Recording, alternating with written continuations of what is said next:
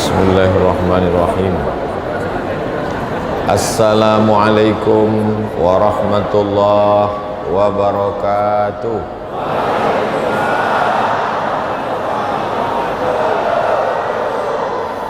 Alhamdulillahi rabbil alamin. Wassalatu wassalamu ala ashrafil anbiya'i wal mursalin Sayyidina wa maulana Muhammadin wa ala alihi wa sahbihi wa man tabi'ahu ila yaumiddin. Rabbi shrah li sadri wa yassir li amri wa hlul 'uqdatam min lisani yafqahu qawli. Bapak-bapak, ibu-ibu, hadirin hadirat, muslimin muslimat, jamaah fardu subuh Masjid Agung At-Taqwa Kutacane, insyaallah semuanya dimuliakan Allah Subhanahu wa taala.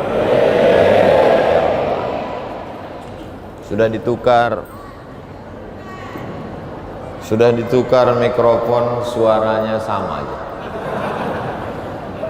Cuma nanti di video, di rekaman nampak orang bahwa persediaan mikrofon masjid ini banyak. Semua yang sudah berkontribusi sehingga silaturahim kita subuh ini terwujud, insya Allah mendapatkan panjang umur dan murah rezeki. Sesuai dengan janji Nabi Muhammad sallallahu alaihi wasallam, man ahabba ayyubsatalahu fi rizqihi, siapa yang mau lapang rezekinya, wa yunsa'alahu fi asarihi, panjang umurnya, maka hendaklah dia menyambung tali silaturahim. Tema kita subuh ini merajut ukhuwah, meraih berkah menuju ridha Allah. M3, merajut ukhuwah. Kalau neneknya adik-beradik, bapaknya bersaudara kandung, lalu cucu-cucu ini ingin menyambung hubungan, disebut dengan silaturahim. Tapi kalau tak ada hubungan, maka disebut dengan ukhuwah Islamiyah. Orang Jawa dengan orang Batak, orang Aceh dengan orang Minangkabau, orang Bugis dengan orang Banjar, maka itu disebut dengan ukhuwah Islamiyah. Jadi kedatangan saya ke Kutacane ini adalah merajut ukhuwah Islamiyah. Sama-sama asyhadu an la ilaha illallah wa asyhadu anna Muhammadan Rasulullah. Kalau tak dibuat acara begini, tak jumpa saya dengan Forum Dai Perbatasan, FDP namanya. Ketuanya Bapak Dr. Nur Khalis. Bukan doktor, dokter. Kalau doktor pegangannya mikrofon, kalau dokter jarum suntik. Kalau tak dibuat acara ini, tak jumpa saya dengan anggota DPR RI yang duduk di Jakarta sana, Bapak Muhammad Fakhri. Hadir juga bersama kita DPD, senator dari Aceh. Dari seluruh provinsi ini cuma 4 orang yang terpilih. Salah satunya adalah Ustadz Muhammad Fadil Rahmi. Kalau tak dibuat acara ini, tak duduk kita bersama Ketua Ikatan Alumni Timur Tengah, dari mulai lulusan Yaman sampai tamatan Maroko, itu ketuanya Ustadz Muhammad Fadilah.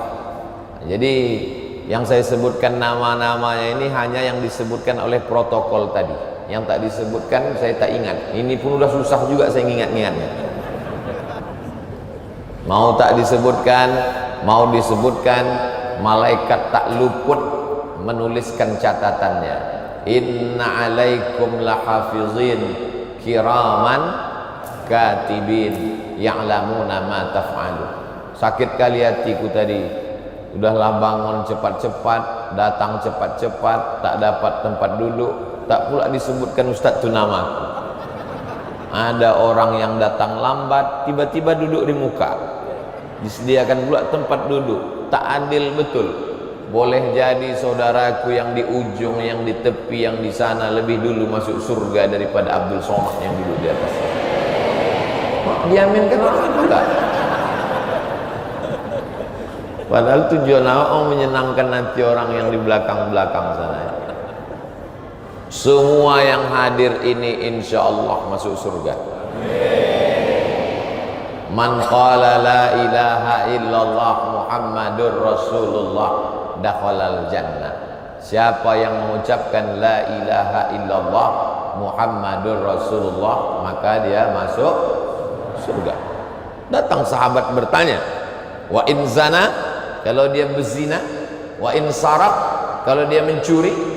Kata Nabi, wa in zana wa in sarak, walaupun dia berzina, walaupun dia mencuri, dia tetap masuk surga. Cuman agak transit sedikit.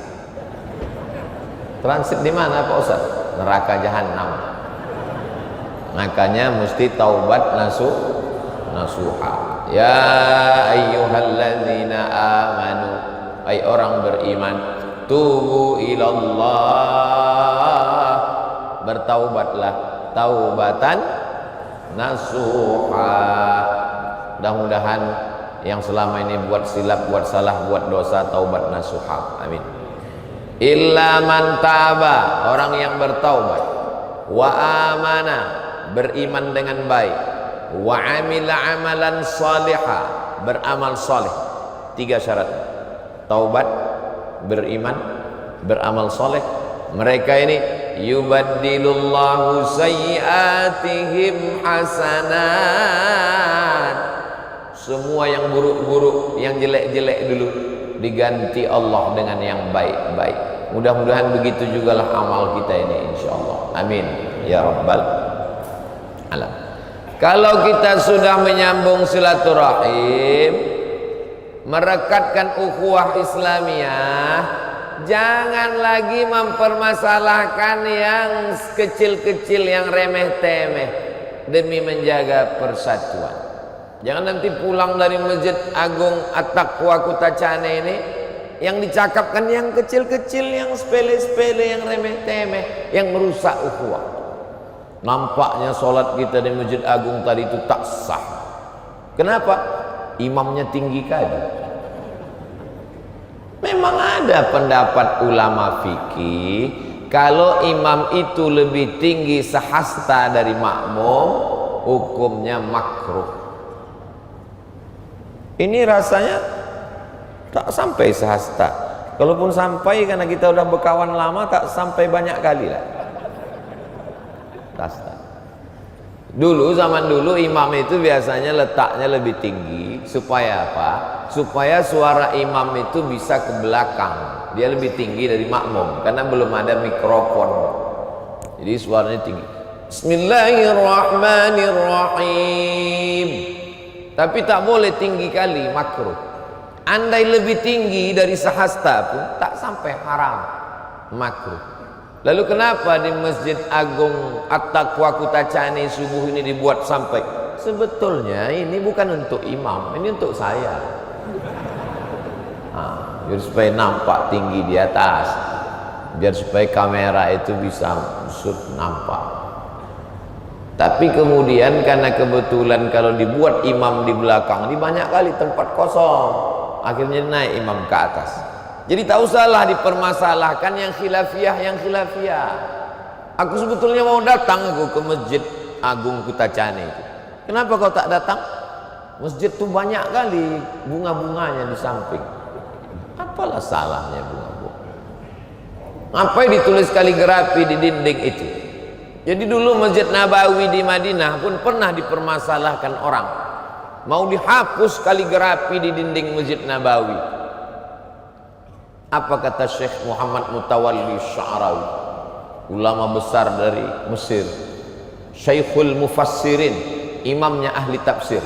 15 tahun pemerintah Saudi Arabia mengundang Syekh Muhammad Mutawalli Sya'rawi menjadi dosen di Universitas King Saud yang sekarang berubah nama menjadi Universitas Ummul Qura di Makkah. Apa kata Syekh Muhammad Mutawalli Sya'rawi? Waktu menengok tulisan kaligrafi yang cantik di Masjid Nabawi itu, apa yang kau lihat? Kalam Allah. Apa yang keluar dari mulutmu? Pujian. Masya Allah, Alhamdulillah, Tabarakallah. Apa yang kau ingat?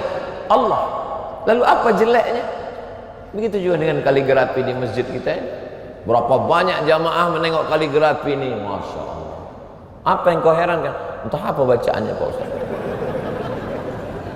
Yang sebelah sana itu Qul a'udzu birabbin nas. Yang sebelah sini Tabbat yada abi lahabin wa tabba ma aghna, seterusnya lah. Kalau yang ini ini takut saya membacanya. Kenapa? Qul ya ayyuhal kafirun. Kalau yang ini alam nasrah laka sadrak. Jadi kalimatnya baik-baik, apa pula salahnya? Semua orang menengok kaligrafi ini, Masya Allah. Saya yakin orang-orang dari Sumatera Utara, dari Riau, dari Makassar datang ke Masjid Agung Kutacane ini, kalau menengok ini semuanya menengok macam menengok kucing Anggora. Apalagi ibu-ibu kalau datang ke menengok, apa kata dia? Berapalah harga lampu hiasnya? Jadi baik, apa pula salahnya? Jadi masalah-masalah khilafiyah ini tak usah dibangkit sehingga merusak ukhuwah kita. Kenapa sholat subuh di Masjid Agung At-Taqwa Kutacane itu pakai 3 rakaat tadi dibuat? Bukan 3 rakaat, itu 2 rakaat. Yang sujud pertama itu namanya sujud tilawah, nama ayatnya sajadah, nama sujudnya tilawah. Aku seumur hidup baru sekali Pak Ustaz. Iyalah, baru tadi kau sembahyang subuh. Orang dari pesantren dulu, tapi kan tak semua orang tamat pesantren. Kita jelaskan aja. Tapi ada pula orang yang terlalu memaksakan. Setiap subuh Jumat mesti sujud tilawah. Oh, tak bisa kita paksakan, karena tak semua imam macam imam Masjid Agung At-Taqwa Kutacane. Jadi kalau imamnya sanggup baca, imamnya tak sanggup, ya yang biasa aja lah, qul huwallahu wa bil falaq wa bin nas. Sembahyang subuh pun dah paten kali itu dah. Ya, jadi tak usah memaksakan yang sifatnya khilafiyah. Bagaimana kalau dibuat setiap subuh Pak Ustaz? Bagus, ada salahnya. Jadi khilafiyah ini tak usah dibangkit, karena dari dulu sampai sekarang tak pernah selesai masalah khilafiyah. Tadi selesai sholat, Assalamualaikum warahmatullahi, Assalamualaikum warahmatullahi. Ada jamaah sebelah tangan, sebelah kanan saya langsung menyalami saya. Assalamualaikum. Apa pula salahnya habis sholat salaman? Kata Imam Nawawi, kalau sebelum sholat tadi dia sudah salaman, habis selesai sholat dia salaman, itu mubah hukumnya, boleh. Karena sebelum sholat udah salaman. Tapi kalau sebelum sholat belum ada salaman, setelah sholat dia salaman, sunnah. Kalau belum sholat belum salaman, setelah sholat salaman, sunnah. Kalau sebelum sholat udah salaman, selesai sholat salaman lagi, mubah. Yang tak boleh itu, daripada nanti selesai sholat tak bisa, Ustaz Somad ini dikawal, bagus sedang sholatnya aku salaman. Maka Ustaz, itu tak boleh, batal sholat, karena itu harakah ajnabiyah. Jadi tak usah dipermasalahkan. Begitu juga selesai sholat tadi imam baca doa, Alhamdulillah rabbil alamin wassalatu wassalamu ala asyrafil anbiya'i wal mursalin. Bagi yang berdoanya sebelum salam, baik waktu tasyahud, at-tahiyatul mubarakatus salawatut thayyibatu lillah, assalamu alayka ayuhan nabiyyu wa rahmatullahi wa barakatuh, assalamu alayna wa ala ibadillahi salihin, asyhadu an la ilaha illallah, asyhadu anna muhammadar rasulullah, Allahumma salli ala sayyidina Muhammad wa ala ali sayyidina Muhammad kama sallaita ala sayyidina Ibrahim wa ala ali sayyidina Ibrahim. Allahumma barik ala sayyidina Muhammad wa ala ali sayyidina Muhammad kama barakta ala sayyidina Ibrahim wa ala ali sayyidina Ibrahim fil alamin innaka Hamidum Majid. Cukup bagi yang baru masuk Islam. Tapi bagi yang mau lengkap, Allahumma fir lima qaddamtu wa ma akhartu wa ma asrartu wa ma a'lantu wa ma asraftu wa ma anta a'lamu bihi minni antal muqaddimu wa antal muakhiru la ilaha illa anta subhanaka inni kuntu minadh zalimin.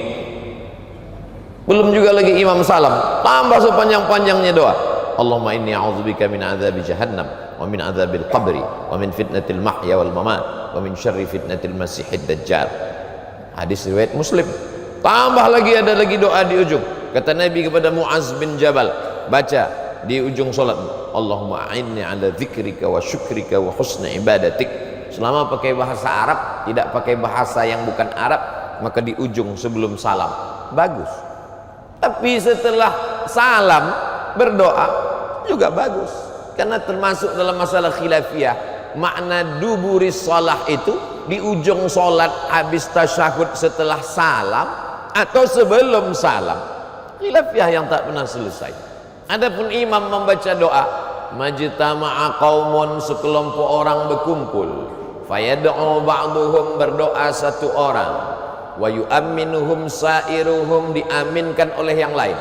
Berdoa satu orang, imam, wa yu'amminuhum sa'iruhum, makmum mengaminkan, illa ajabahumullah, maka doa mereka itu dikabulkan Allah. Belum pernah kita berdoa seramai. Kadang-kadang kita berdoa, bini kita pun tak mengaminkan. Tiba-tiba berdoa kita diaminkan, lebih 40 mulut orang soleh, lebih 400 mulut orang soleh, mungkin ada 4.000 mulut orang soleh. Mungkin doa kita subuh ini dikabulkan Allah. Amin. Qad ujibat da'watukuma, doa kalian berdua dikabulkan Allah. Padahal yang berdoa satu orang, yang berdoa Nabi Musa, diaminkan oleh Nabi Harun. Nabi Harun mengaminkan, amin, dikabulkan Allah doa mereka berdua. Apalagi kita beramai-ramai. Jadi ini masalah khilaf. Aku tak setuju kali doa imam itu Pak Ustadz. Kenapa? Dia minta hujan. Terus? Iyalah dia minta hujan, dia nanam sawit, aku nanam karet. Karena ada doanya yang bersifat umum. Allahumma inna nas'aluka salamatan fid din wa afiatan fil jasad wa ziyadatan fil ilmi wa barakatan fil rizqi. Ada doanya bersifat umum. Rabbana atina fid dunya hasanah wa fil akhirati hasanah wa qina azabannar. Jadi kalau khilafiyah ini dibangkit-bangkit terus, rusak ukhuwah kita. Gitu juga nanti habis sholat Jumat. Aku nampaknya tak sah sholat Jumat kita ini tadi Pak Ustaz. Kenapa tak sholat Jumat ini?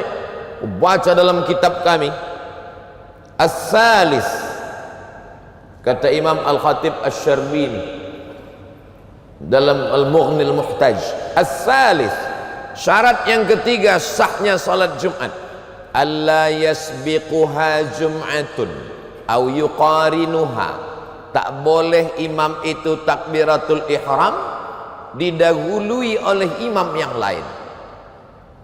Misalnya di Kutacane ini banyak masjid, imam di Masjid At-Taqwa Kutacane takbir usolli fardal jumu'ati raka'ataini adaan imaman lillahi ta'ala jam 12.45, Allahu Akbar.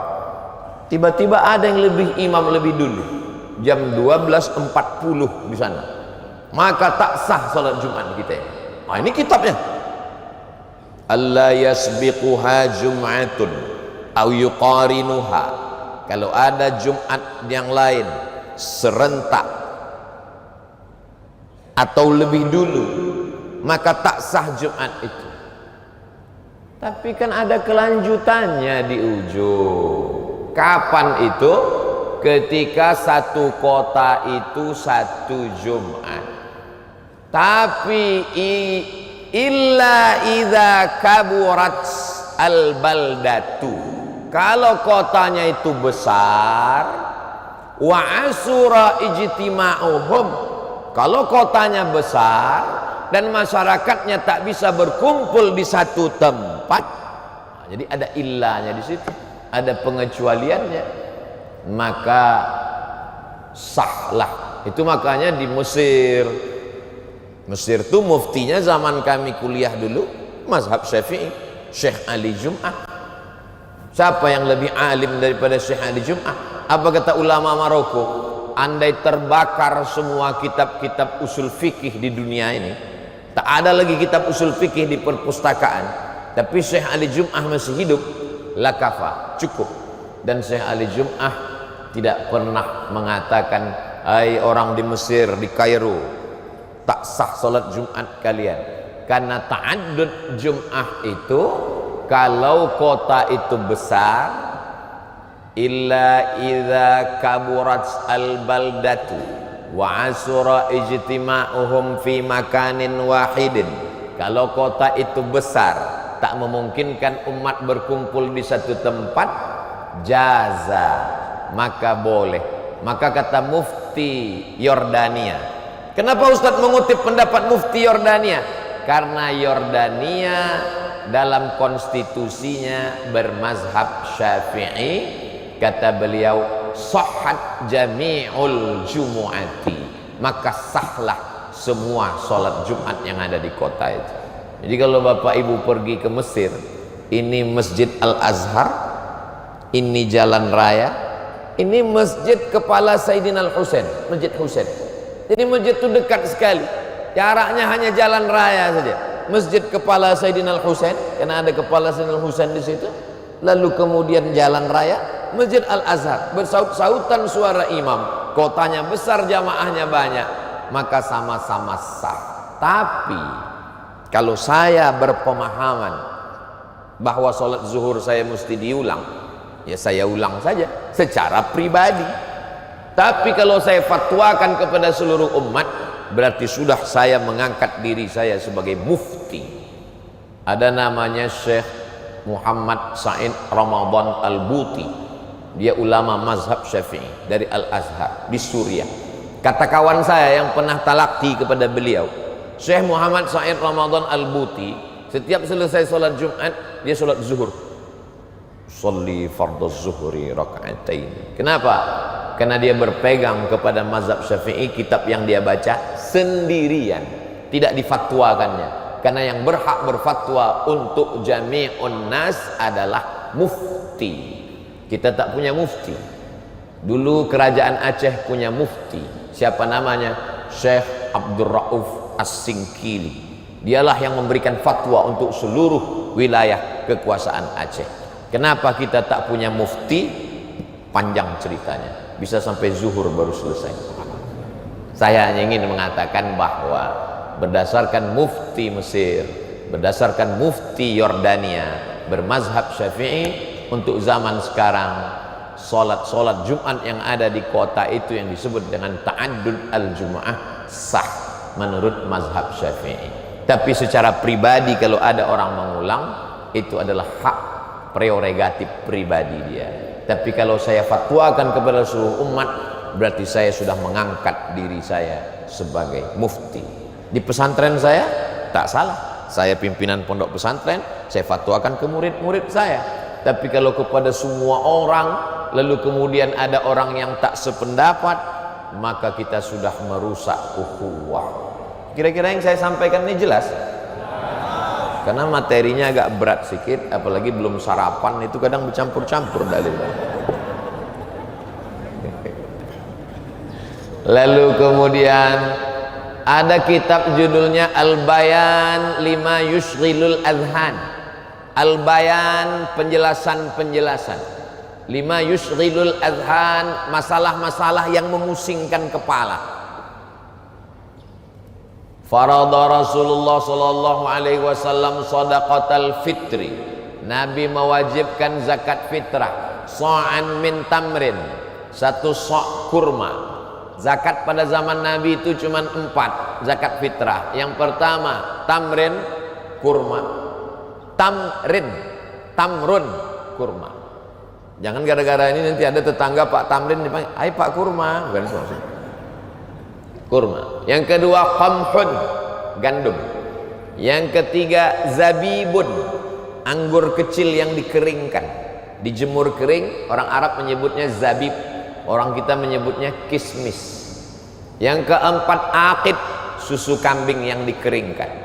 Mentega, keju, itu makanan pokok mereka. Tak ada yang menyebut membayar zakat fitrah pakai beras.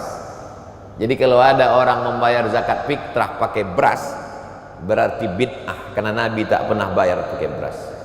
Wa kullu bid'atin dhalalah wa kullu dhalalatin finnar. Jangan bayar zakat fitrah pakai duit, karena membayar zakat fitrah pakai duit bid'ah, Nabi tak pernah lakukan.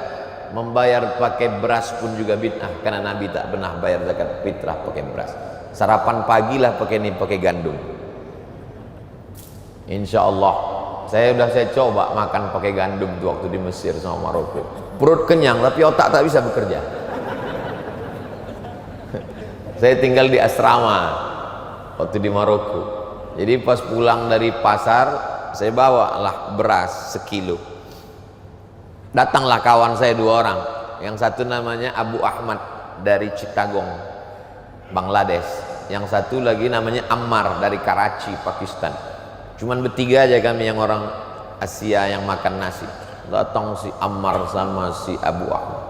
Abu Samad, enta mazil tata al-kuruz, kok masih makan nasi lagi, kata dia. Iya, saya bilang, kami di Maroko nih nggak ada lagi makan nasi, kami makan gandum, kata dia. Aku tak bisa, saya bilang, aku mesti makan nasi. Kalau nggak makan nasi ini lemas badanku. Habis itu udah seminggu berapa hari, dia sedang berdiri di jendela. Saya tengok orang tubuh 2 memikul beras. Turun saya ke bawah. Kemarin kalian ejek aku beli beras, sekarang kalian mikul beras. Kata dia, kita orang Asia kalau tak makan beras nih tak kerja otak kita. Makanya bunyinya kata ulama fikih bukan masalah beras atau gandum, tapi qut al-balad, makanan pokok.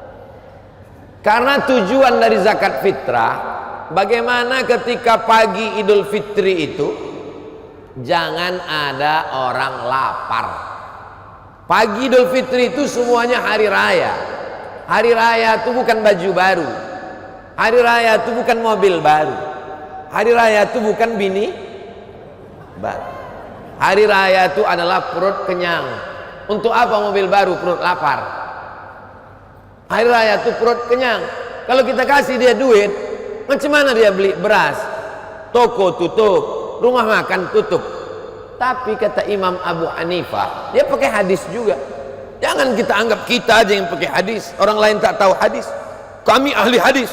Ulama kau ahli hadas. Mazhab Hanafi pakai hadis juga. Ughnuhum lihadzal yaum, cukupkan kebutuhan mereka hari ini.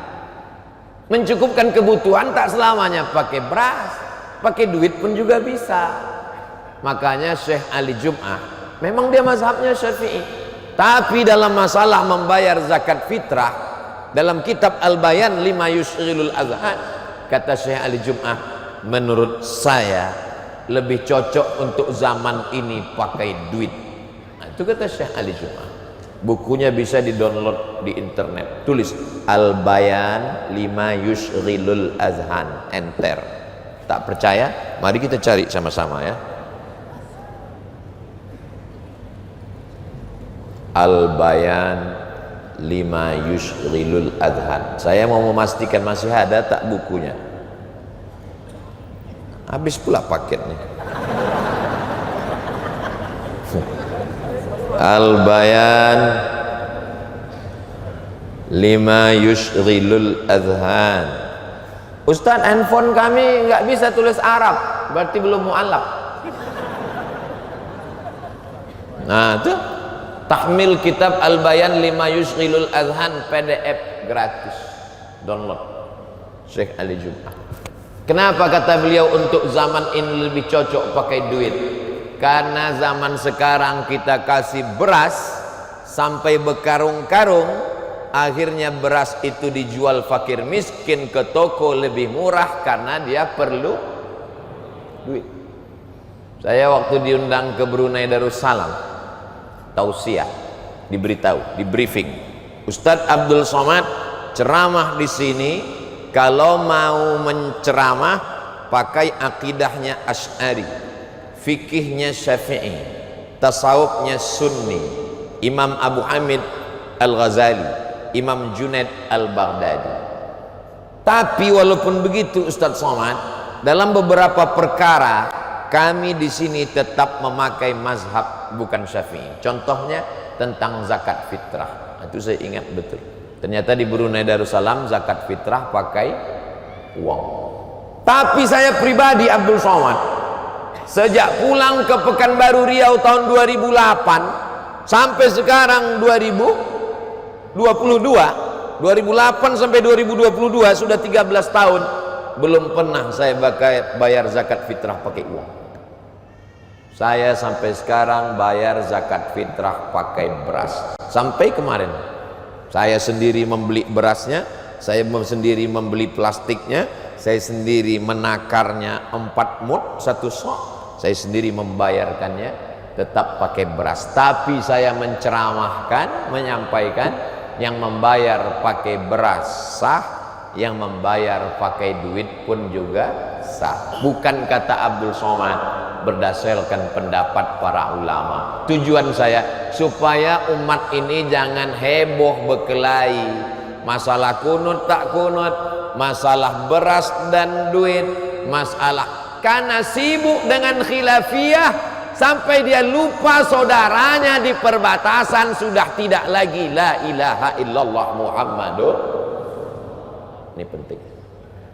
Perbatasan ini genting. Namanya bubur panas. Tolong jangan dibayangkan, nanti menetes air liur. Bubur panas. Orang kalau makan bubur panas dari tengah apa dari samping? Dari samping. Bubur panas tak akan disendok dari tengah, karena kalau disendok dari tengah panas. Disendok dari tepi, karena bubur biasanya di pinggir ini dingin. Wilayah-wilayah perbatasan ini yang pinggir-pinggir ini dingin, tidak hangat. Yang hangat itu cuma hubungan kita. Yang pinggir-pinggir ini dingin. Itulah yang disendok duluan. Masalah khilafiyah jangan dibangkit. Tapi ada masalah yang tidak ada khilafiyahnya. Masalah apa itu? Masalah menjaga akidah saudara kita di perbatasan. Kita akan dituntut di hadapan Allah Subhanahu wa taala. Allahu Akbar. Hai orang-orang kaya yang berada di pusat kota Chane, orang yang punya jabatan kekuasaan di pusat pemerintahan, jabatan kalian 2 periode, itu pun paling lama, tapi kalian dihisab di akhirat cukup lama kalau tidak memikirkan saudara-saudara di perbatasan, akidah mereka, sekolah mereka. Selama kau jadi bupati, jadi gubernur, jadi DPR RI, jadi DPD, berapa sekolah Islam yang kau bangun di perbatasan? Kelak akan dituntut di hadapan Allah Subhanahu wa taala. Aku sudah lepas tanggung jawab karena sudah aku sampaikan. Kalau di akhirat nanti aku ditanya, Abdul Somad, kau ceramah hanya menyenangkan hati orang, kau puji-puji pejabat biar kau diundang sekali lagi. Tidak. Aku menyampaikan apa yang menjadi kewajiban. Orang-orang kaya yang diberi kelebihan rezeki, sudahkah engkau berdakwah untuk perbatasan? Uniknya forum dai perbatasan ini, saya pertama lama juga saya temenung, kok bisa pula dokter? Dokter itu kan kerjanya suntik menyuntik aja, suntik, dah suntik. Dokter masih sempat berdakwah dari mulai Banda Aceh naik mobil. Saya dari Pekanbaru kemarin jam 7 ke airport, jam 7 pagi. Dari airport terbang ke Kuala Namu. Sampai Kuala Namu naik mobil, heran juga saya, disediakan panitia bantal. Kenapa lah dikasih orang di bantal? Rupanya tak sampai-sampai. Bangun, belum juga sampai. Bangun kebun jagung juga lagi. Barulah saya paham, patutlah dikasih orang ini bantal biar agak tenang Ustaz ini sikit. Sampai kemari tadi malam jam 12 malam baru tidur. Bayangkan itu. Barulah sampai. Dan ini nanti dihisap di akhirat. Saya ustaz, saya memang ceramah, tapi ada dokter yang mau meluangkan waktunya untuk peduli kepada saudara di perbatasan. Kita doakan dokter-dokter ini panjang umur. Adapun yang tak peduli, mudah-mudahan cepat dia mati. Jangan diaminkan. Mudah-mudahan bertaubat, peduli kepada saudara kita. Amin. Dulu kalau anak-anak ditanya, kamu mau jadi apa? Jadi dokter. Kamu jadi apa? Jadi, saya heran, kenapa lah anak-anak ini mau jadi dokter? Sekarang baru saya paham. Rupanya enak jadi dokter. Martelnya tak terlalu besar, kecil aja. Kalau jadi tukang, oh besar kali martel. Terkilir tangan awak megang. Tapi kalau jadi dokter, martelnya kecil ya. Dipukulnya lutut sebelah, 5 juta. Tang tang tang tang tang, 5 juta. Lutut kiri 5 juta, ongkos pasang 5 juta, 15. Pasien hari itu 10 orang, 150. Saya takut juga membocorkan ini, takut saya semua mau jadi dokter. Senter, penjaga malam senternya 6 batu baterai. Mencari pencuri. Jam 6 sore sampai jam 6 subuh. Dokter kecil aja senternya, aku tengok sebesar ini. Baterainya pun 1 baterai kecil. THT, telinga, hidung, tenggorokan. Buka mulut pak, takutlah pasien itu menutup, karena buka tutup lain duitnya.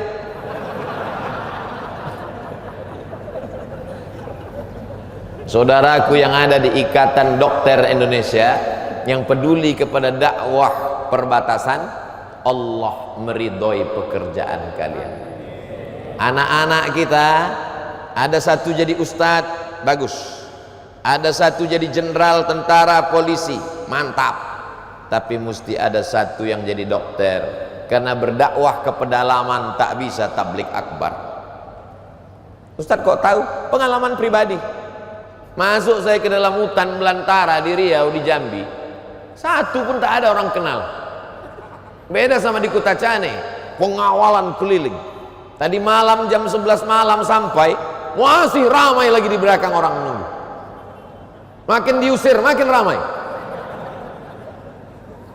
Api di dalam hutan, tak ada orang kenal sama kita.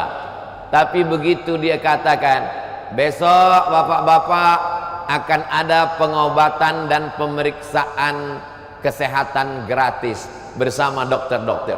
Ramai orang itu datang. Diadakan di depan masjid.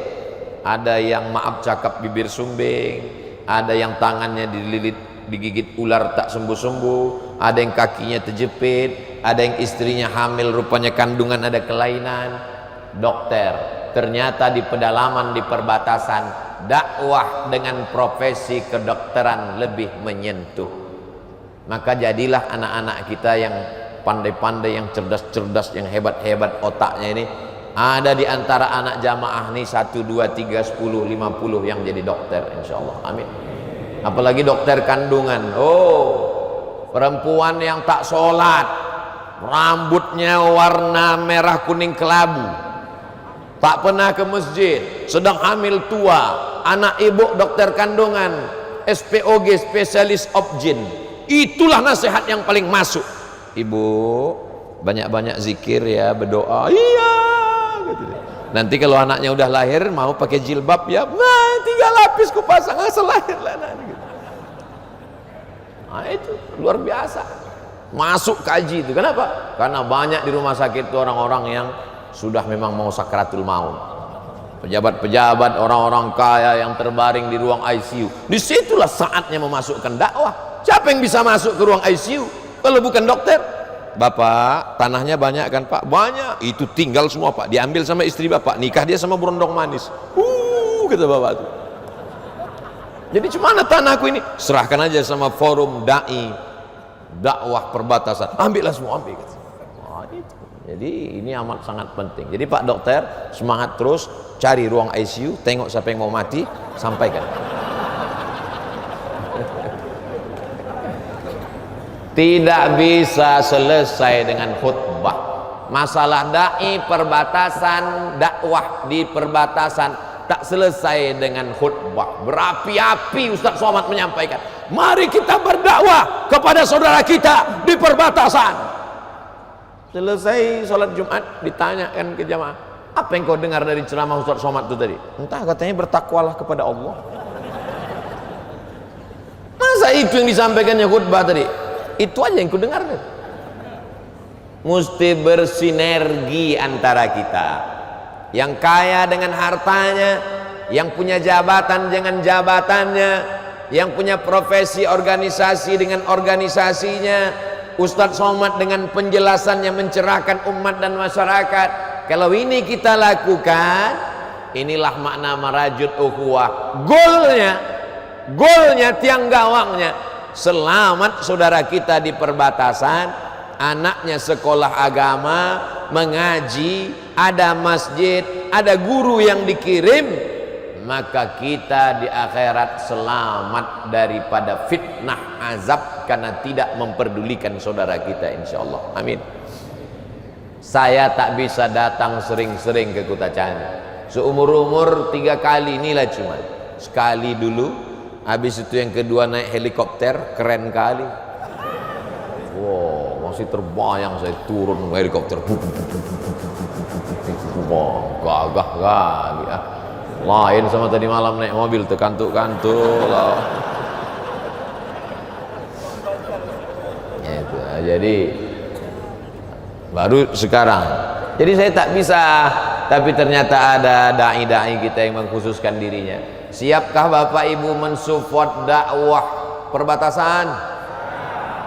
Dari bunyinya macam tak siap ku dengar. Tapi saya maklum, begitulah saudara yang dengan segala keterbatasan bisa datang. Ini baik sekali.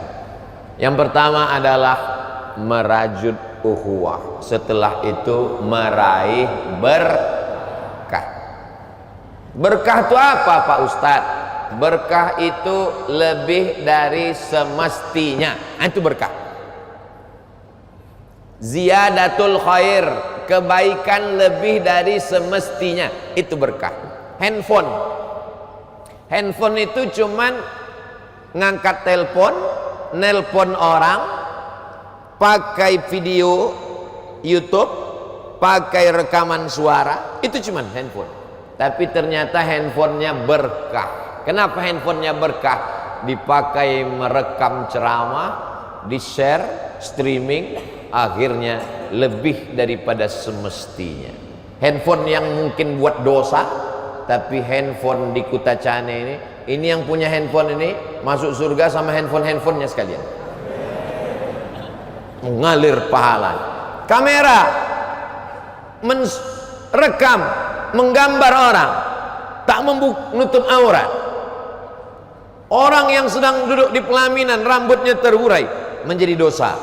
Tapi kamera subuh ini kamera yang berkah. Kenapa? Lebih dari semestinya. Menyimpan memori ceramah, disebarkan, ustadznya meninggal, yang punya kamera meninggal, tapi amalnya mengalir sampai hari kiamat, insyaallah. Amin. Begitu juga dengan bupati, wali kota, gubernur yang mensupport program pengiriman dai ke perbatasan, ke pulau-pulau, ke desa terasing. Berapa bulan yang lalu saya ke Pulau Banyak. Sampai di Pulau Banyak ketemu dengan dai-dai. Saya tanya, "Gimana kalian bisa berdakwah kemari jauh?" "Kami diangkat oleh Gubernur Fulan." Zaman Pak Gubernur Pak Erwandi. "Kami ini diangkat oleh Pak Erwandi, digaji dari APBD, dikirimkan menjadi dai-dai, ikut tes PNS, menikah, berkeluarga, terselamatkan sampai sekarang. Jabatan tak lama, tapi sampai hari kiamat amal jariah tetap mengalir." Allahu Akbar. Maka siapa yang mau jadi gubernur, duduklah kalian. Masalah kampanyenya nanti kita atur, tapi tak jamin jadi. Masalah politik ini tak usah serius sekali. Ini sampai serius berkelahi antara menantu sama mertua gara-gara pemilihan kades. apalah, tengoklah pengalaman saya masalah dukung mendukung, mati-matian awak berkelahi, rupanya orang itu berkawan.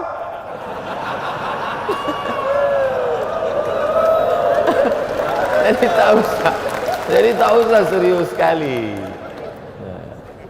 Ini makin dipotong video ini rame lagi ini. Oh, kelahi lah gara-gara pemilihan kades, sampai sholat Jumat tak datang. Kenapa abang cepat kali pulang? Nampak ku lawan gua kemarin, tak usah sih sholat Jumat, sholat zuhur aja aku lagi. La ilallah. Sholat imamnya satu, kiblatnya satu, nabinya satu, Qurannya satu. Gara-gara pemilihan kades hati pecah. Kalau sholat masuk ke masjid, orang dulu nengok imamnya siapa. Kalau masuk ke masjid nengok mana saf yang paling afdal. Setelah pemilihan kades masuk ke masjid tengok dulu musuhku itu di mana dia. Oh dia di sana, aku di sini lah. Oh dia di sini, aku di sini lah. Rupanya satu hari terlambat masbuk, lupa nengok lawan tadi di mana. Langsung Allahu Akbar. Baru sadar rupanya dia di samping. Mak dia pula itu. Paksa salam itu tak ke kanan lagi, langsung ke kiri. Assalamualaikum warahmatullahi. Cemana mau dapat barokah kalau hanya pemilihan kades rusak hubungan kita. Nah ini nampaknya sepele, tapi dia untuk turunnya barokah. Suatu ketika waktu Nabi sedang tausiah, kata Nabi, ada di antara kalian ini yang berkelahi, putus silaturahim. Nabi itu hebat, nampaknya barokah itu turun. Nampaknya barokah itu turun dengan tak turun. Lalu kata Nabi, ada di antara kalian yang putus ukhuwah, pulang minta maaf baru datang ke sini. Sebelum Nabi kasih tahu dipermalukan. Nabi tak mau mempermalukan orang depan orang banyak. Lalu kemudian dia pun pulang. Setelah pulang diperbaikinya hubungannya, dia datang lagi. Apa kata Nabi? Nazalatil barakah. Barulah sekarang nampakku barakah itu turun ke bawah. Saya alhamdulillah tak nampak saya barakah. Andailah nampak saya barakah itu tergantung di sini. Nah, ada di antara kalian yang belum berdamai lagi, masih berkelahi gara-gara kades kemarin. Setelah berdamai barulah turun barakah. Tapi ada beberapa wali-wali itu dinampakkan Allah macam itu ada. Suatu ketika Syekh Khalil bin Abdul Latif, waktu dia masih santri, masih di pesantren, pas sedang sholat ketawa dia, kiki kiki kiki gitu, kiki kiki. Selesai sholat marahlah tengku gurunya, kau kenapa ketawa sedang sholat? Makin ketawa dia, kiki kiki gitu. Udah lama ditanya gurunya, kenapa kau ketawa? Waktu sedang sholat tadi nampakku ada nasi panggang ayam di kepala Syekh. Baru tahu dia rupanya muridnya ini wali Allah. Memang betul, aku dapat undangan kenduri, jadi kurang khusyuk sholat. Jadi nampak muridnya itu panggang ayam dia tuh. Untung murid awak tak macam itu. Kalau sempat murid awak macam itu, apa tak malu Ustaz Somad kan? Maksud tiba-tiba ada satu jamaah ketawa. Kiki kiki kiki kiki. Kenapa kau ketawa? Kau ngejek aku. Kiki kiki kiki. Kau kenapa? Kenapa? Nampak aku bendera Singapura di atas.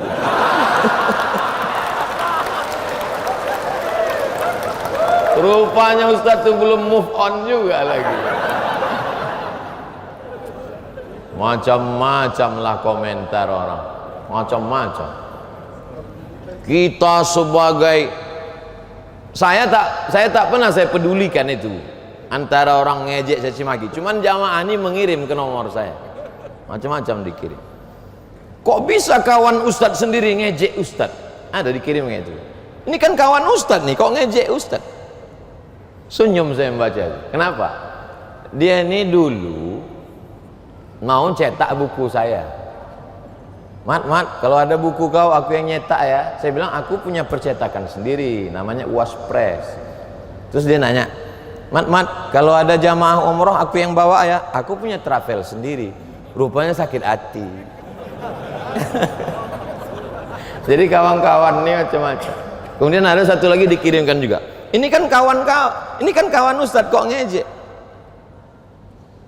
Oh dia ini mau nyalek nanti 2024. Tak ada duitnya kampanye. Pengalaman yang sudah-sudah, kalau ngejek saya itu banyak nanti orang nengok. Tak percaya cobalah. Kalian kalau punya FB, cobalah ejek saya. Itu biasanya kalau like-nya 5 bisa jadi 500. Sama saya ini 2 aja. Kalau berkawan betul-betul. Kalau musuhi betul-betul. Jadi insya Allah. Ada satu lagi ngirim, Ustadz, ini dulu menteri nih, sekarang kok ngejek Ustadz? Kata dia tulisannya, introspeksi dirilah Abdul Somad. Pas saya tengok, ketawa saya.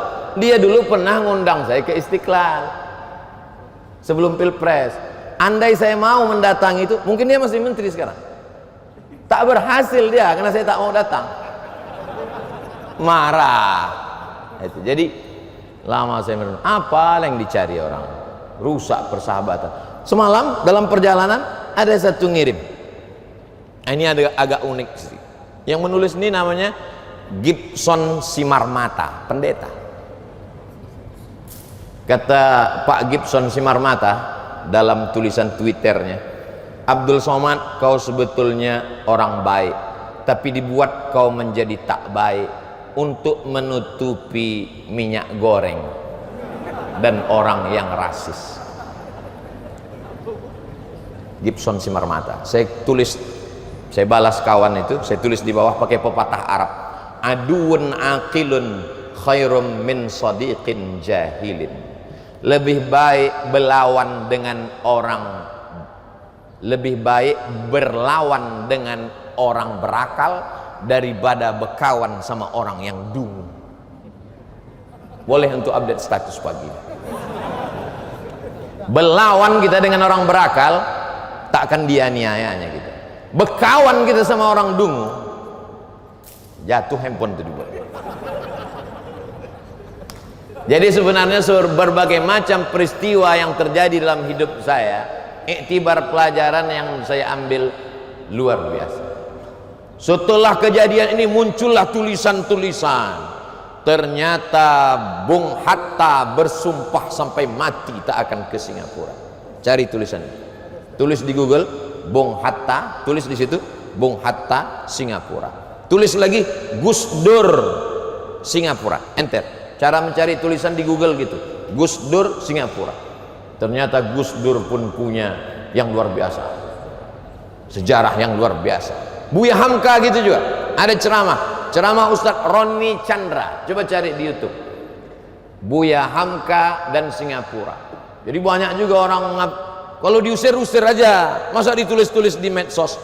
Buya Hamka tahun 70, saking berkesannya dalam hatinya waktu dia transit, ditulisnya di panji masyarakat. Waktu itu belum ada Facebook dan Instagram. Bagaimana waktu dia ditindak yang tak layak sebagai seorang ulama. Saksikan ceramahnya di YouTube, bukan oleh saya. Bermunculan. Jadi segala peristiwa yang terjadi dalam hidup kita hanya menunjukkan dua. Pertama, sahabatmu akan semakin sayang. Yang kedua, musuhmu akan menampakkan diri.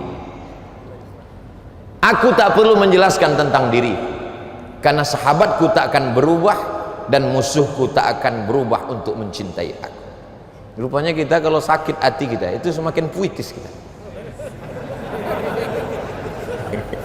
Makanya ada istilah puisi-puisi Laila Majnun. Ada seorang laki-laki namanya Qais, jatuh cinta kepada seorang perempuan namanya Laila. Makanya dia pun digelar dengan asik bersyair-syair, namanya jadi Laila Majnun, tergila-gila dengan Laila. Andai dia jadi nikah dengan Laila, tak akan keluar puisi itu. Suatu hari datang Allah bertanya, Qais, iya, Alaila turidu amid dunya wa ma fi tawaya. Kalau disuruh kau memilih antara dunia beserta keindahannya dengan Laila, mana yang kau pilih? Apa kejawab Qais? Laubaru ni'aliha ahabbu ilayya wa ashfa li balwa. Dunia, sendal yang menempel di selop Laila lebih kucinta daripada dunia beserta isi. Untuk yang jomblo-jomblo boleh untuk update status. Hidup ini diciptakan Allah untuk menguji, dan puncaknya adalah ada pada ujung tema menggapai ridha Allah.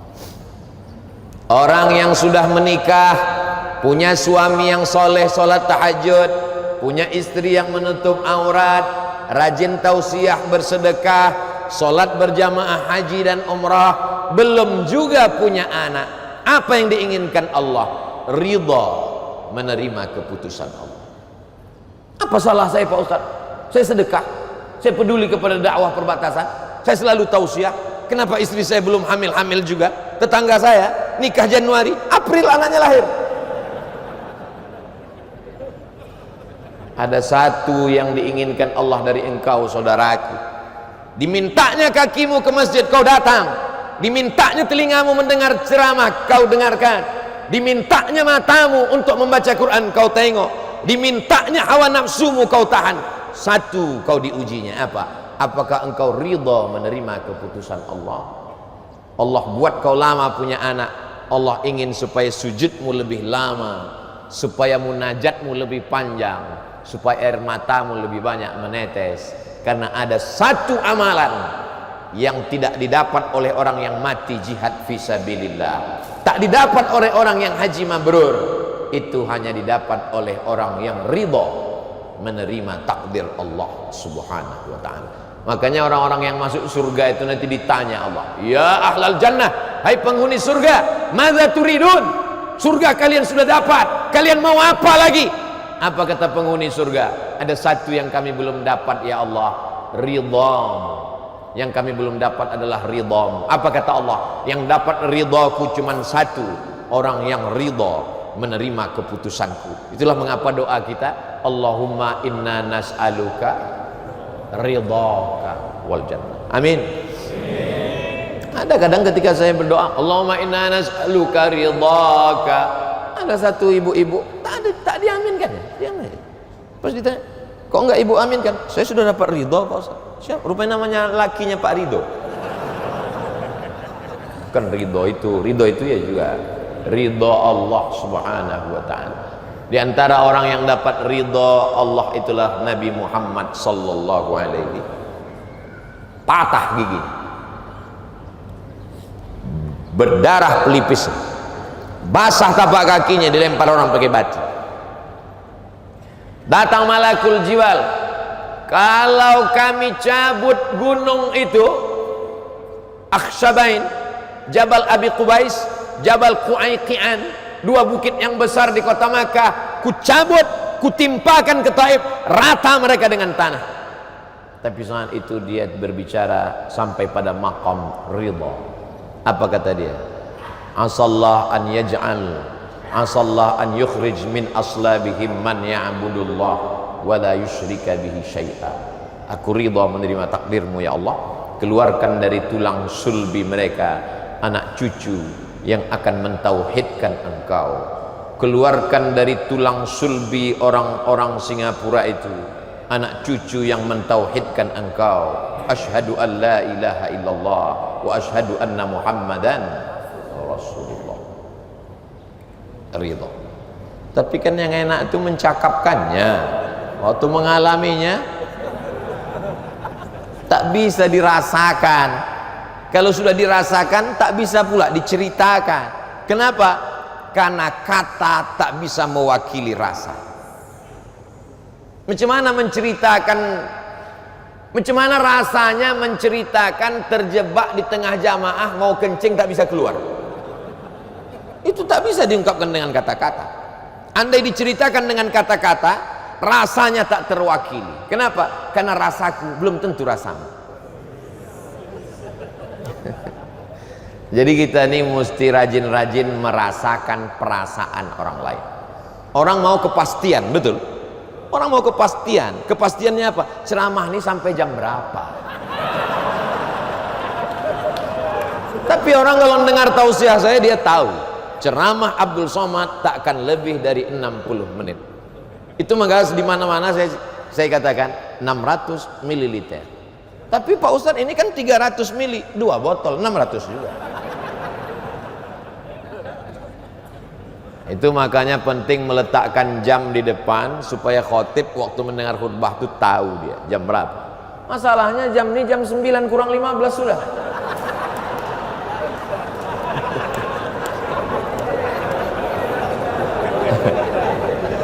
Masjid At-Taqwa, Masjid Agung At-Taqwa Kutacane perlu ditiru oleh seluruh masjid di Indonesia.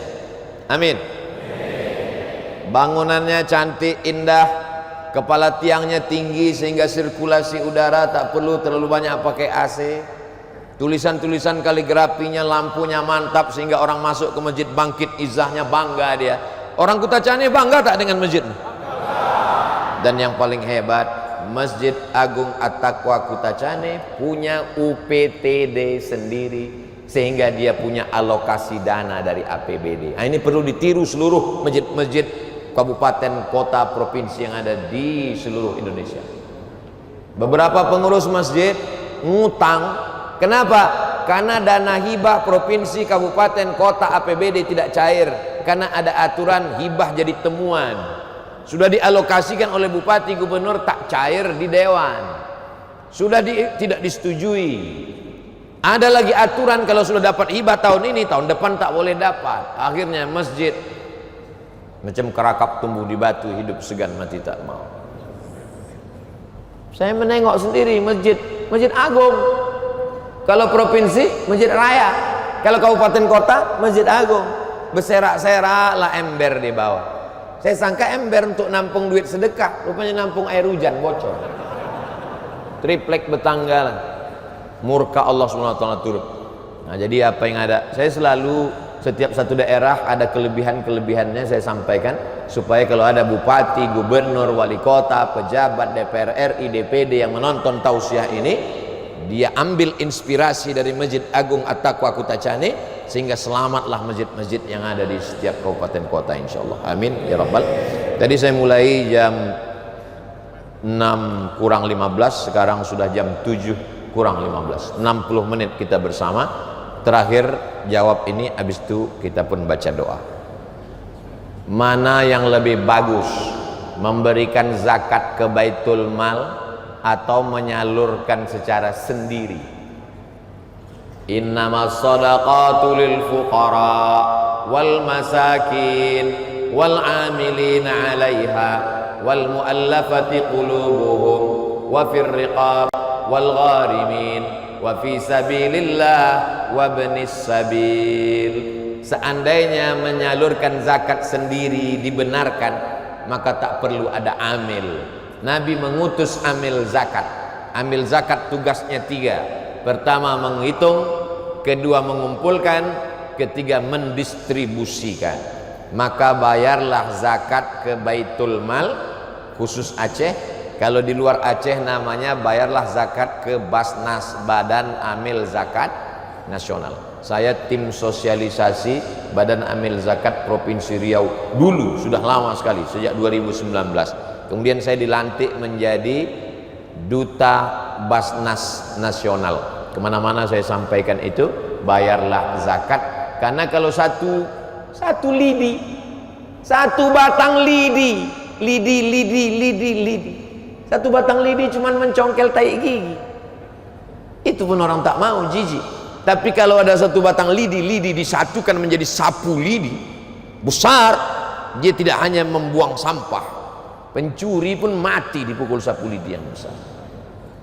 Jangan sampai kita hanya menjadi sebatang lidi, tapi jadilah sapu lidi besar. Maka bayarlah ke Baitul Mal atau Badan Amil Zakat Nasional. 2. Mohon penjelasan landasan hukum zakat profesi.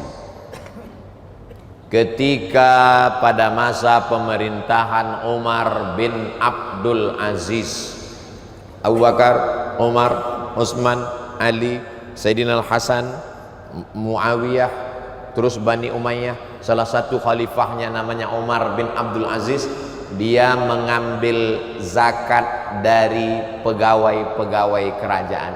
Jadi semua pegawai-pegawai kerajaan itu diambil zakatnya. Sebelum Umar bin Abdul Aziz ada Muawiyah, Abu Bakar, Umar, Utsman, Ali, Sayyidina Al-Hasan, Muawiyah mengambil zakat dari para pegawai kerajaan. Dalil lengkapnya disertasi zakat Syekh Yusuf Al-Qardawi, sudah dicetak bahasa Indonesia, fikih zakat.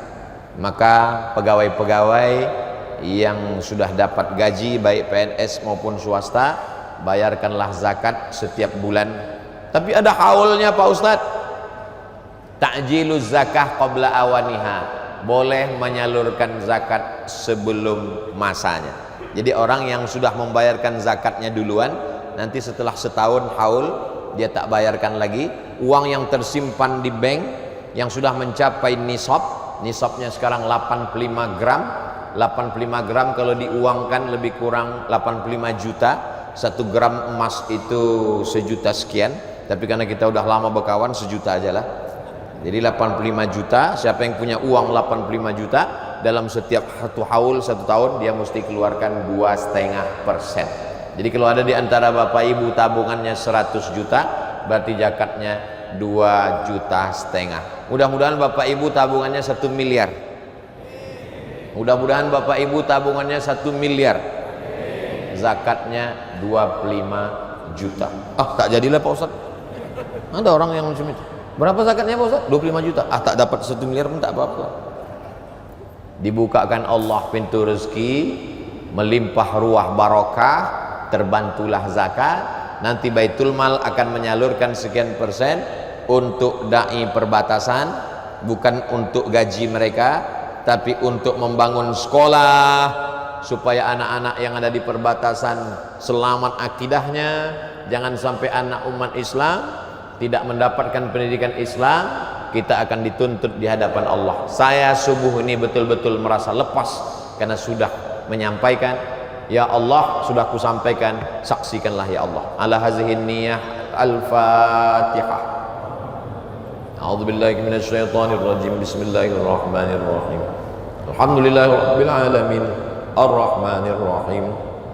Maliki yaumiddin. Iyyaka na'budu wa iyyaka nasta'in. Ihdinas siratal mustaqim, siratal ladzina an'amta 'alaihim ghairil maghdubi 'alaihim waladdallin. Amin. Allahumma inna nas'aluka salamatan fid din. Selamatkan kami, anak cucu kami, anak-anak di perbatasan tetap dalam la ilaha illallah Muhammadar Rasulullah. Wa afiatan fil jasad. Sehatkan pegiat-pegiat dakwah sahabat-sahabat kami yang dalam perjalanan jauh menyampaikan risalah dakwahmu ke pulau-pulau, ke perbatasan-perbatasan ya Allah. Wa ziyadatan fil ilmi, tambahkan ilmu kami sehingga kami berlapang dada menerima perbedaan mazhab. Wa barakatan fil rizqi, berkahi rezeki kami sehingga kami dapat berzakat, berwakaf, berinfak dan bersedekah. Wa taubatan qablal maut, kami yang banyak silap salah dosa, jadikan kami orang yang bertobat sebelum malaikat maut datang mencabut nyawa. Wa rahmatan indal maut, kematian itu amat sangat menyakitkan, curahkan rahmatmu waktu kami menghadapi mati ya Allah. Wa maghfiratan ba'dal maut, bukakan pintu ampunan karena kami adalah orang yang banyak silap salah dosa mata, telinga, tangan, kaki, hati dan pikiran. Allahumma awwin alaina fi sakaratil maut, kematian itu seperti tebasan pedang ratusan kali di tempat yang sama. Kematian itu seperti kambing yang dikuliti hidup-hidup. Kematian itu seperti mata kail pancing ditarik dari kulit yang basah. Maka ringankan kami waktu melewati sakaratul maut ya Allah. Wan najata minan nar, selamatkan kami dari api neraka. Wal afwa indal hisab, maafkan kami ketika segala amal kami dihisab. Rabbana fil lana dzunubana, ampunkan dosa kami. Wali abaina, ayah kami. Wali ummahatina, mak kami. Wali azwajina, pasangan hidup kami. Wali zurriyatina, anak cucu keturunan kami. Wali zu'amaina, pemimpin-pemimpin kami yang soleh-soleh. Waliman ahsana ilaina, orang-orang yang sudah berbuat baik kepada kami. Rabbana ighfir lana dzunubana wali abnaina, anak-anak kami. Wahfazhum min kulli su' wa syarr, jaga mereka dari narkoba, jaga mereka dari zina, jaga mereka dari LGBT, jaga mereka dari aliran sesat, jaga mereka dari pemikiran-pemikiran sekuler, liberal, komunis, ateis, agnostik. Rabbana atina fid dunya hasanah wa fil akhirati hasanah wa qina adzabannar. Wa sallallahu ala sayyidina Muhammad wa ala alihi wa sahbihi wa sallam, walhamdulillahi rabbil alamin. Taqabbalallahu minkum minna wa minkum taqabbal ya karim. Terima kasih segala perhatian, mohon maaf segala kesilapan, pulang dengan tenang. Wassalamualaikum warahmatullahi wabarakatuh. Langsung